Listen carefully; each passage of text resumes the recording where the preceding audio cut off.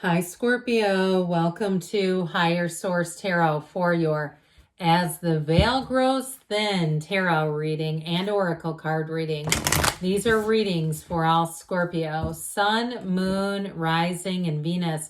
So as we near October 31st, the veil between the worlds grows thinner, and this is a great time to set your intentions, to ask for guidance, to communicate with your guides and your higher self. So we are going to do both a money reading and a love reading using two different oracle cards and the tarot. Now, we're going to jump into this in a minute, but if you're new here, welcome. I post new readings on Friday, then again on Monday. However, I've also added a money and career on Wednesdays periodically throughout the month.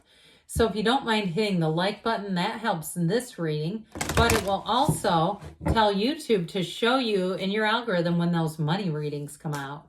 All right, what guidance do you have for Scorpio? Sun, Moon, Rising, and Venus about money.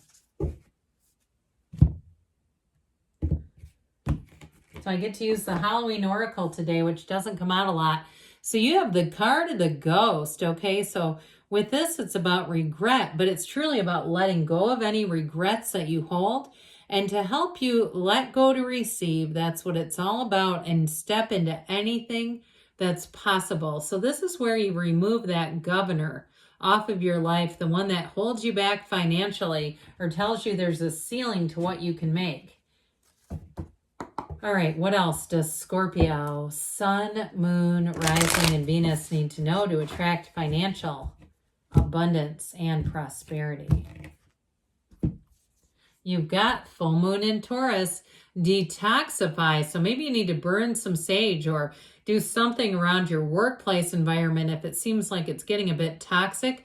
It also may be about disconnecting yourself. If you're one that you've got the Apple Watch going off all the time with work emails and just little messages, you might have to reorganize that so you're not getting hit with work stuff all the time. Now, I also get too, though, for somebody in terms of your house, kind of that feng shui, cleaning stuff out of your house and detoxifying your environment. But I also would say try to sell it first, okay, with this.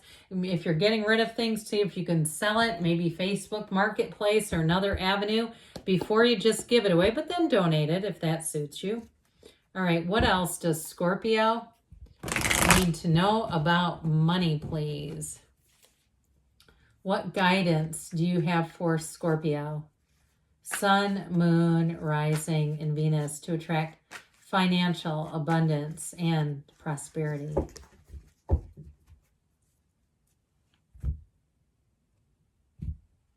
After this, we'll do your love reading. So you have here the Hermit, Virgo energy, the Star, Aquarius energy, and the Queen of Wands action. That's fantastic for an 3 major arcana when you only have 4 cards. That's remarkable. Well, you're going to definitely be making upward gains here. And if you're trying to start something with YouTube or another social media platform, if it's something you know how to do, the other day I had my sprinkler guy over and he charged me, I don't know, $100 for 20 minutes worth of work, but he told me he's 59 and he can't retire. He said he won't be able to retire until he's at least 70. And so you may come across somebody like that that gives you guidance and tells you, don't do what I do, or they say, hey, do this, and they give you some financial guidance. I also feel like, too, you might find that when you're out and about, you don't want to buy junk, even if it's stuff at the dollar store that's so cheap, but it's like, I don't want to clutter and I don't want all this stuff. This is like minimalist energy. So it's also truly, though, a time when your spiritual tank is full. And so when you're spiritually fit, a lot of times, and I like stuff too. I mean, you know I do. Everybody comments about my backgrounds and say you must have a whole room to keep all this stuff. But when you're spiritually fit, you may find that you don't need to spend money. Like, it doesn't fill you up in the same way. Stuff. It's not about the stuff. Carolyn Mays talks about people becoming stuffologists, where we just try to buy and buy and buy to fill ourselves up. So with the Star energy, I'm telling you what, if you have an interview to do, This is like you're getting the job on the spot, especially with the Queen of Wands being here. You will find a match, no doubt about it. You have a great influence over other people with this. But I also want to tell you, if you're some kind of a spiritual teacher, guru, healer, even if you do like spells and stuff, like I'm not big into spells, but if you do something like that, I do feel like they're saying there may be a market for it on social media where you haven't shared all of your gifts. There's something about that. In fact, I told my sprinkler guy, going back to that, I said, you ought to do a YouTube channel. I've been using the same video for 20 years to turn on the sprinklers every spring. That guy's made money. And so he kind of looked at me quizzically, but I feel like it's one of those where you may get some kind of an idea. And with this, it leads to prosperity. So with the Queen of Wands here, you're going to be looking your best, feeling good. But I'm with this too, this is another card saying you have a great and positive influence on others. You also have great loyalty here. So if you've been with the same job for a while, you may get a bit of an increase here. It may be more responsibilities because she makes gains. It's not just a lateral move with this one. It's moving up and it's making gains. So you could get a promotion here, but you definitely have recognition and you definitely have nice vibes at work. People want to work with you. So the Hanged Man brings in that epiphany. I'm telling you what, it's an aha moment. You pay attention over the next 4 months or so. You pay very close attention to your dreams, your thoughts, anything coming in that may be an idea for you because you're wide open to it. You're ready to receive with this. And with the Hangman energy, it is truly a time of surrender to win.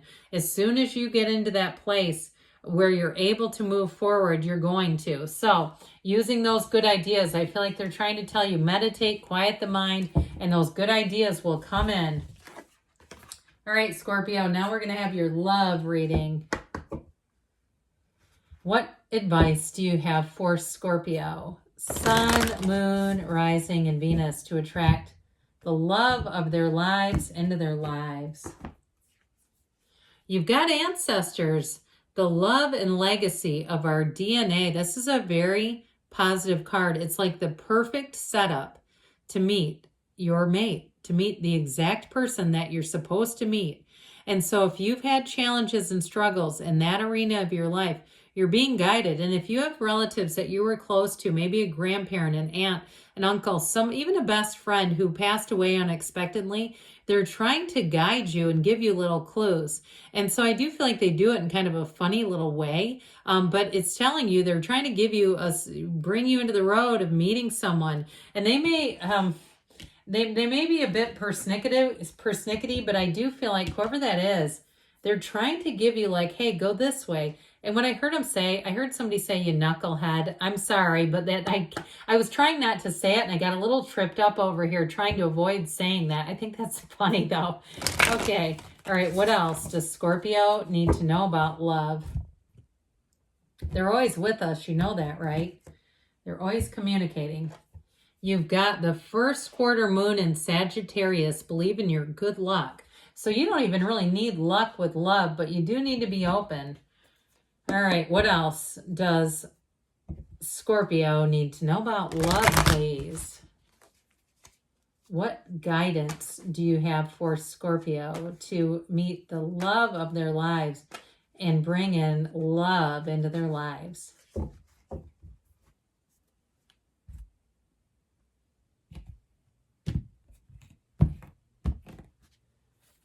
You have here the Queen of Wands again. Interesting. The Hanged Man again. My gosh. And the Star. Now, let me tell you something. You saw me shuffle. It's not like I didn't. It's crazy. And the Queen of Cups. That doesn't happen. And if you watch my channel a lot, now if you're new here, you might be like, this chick needs to learn how to shuffle.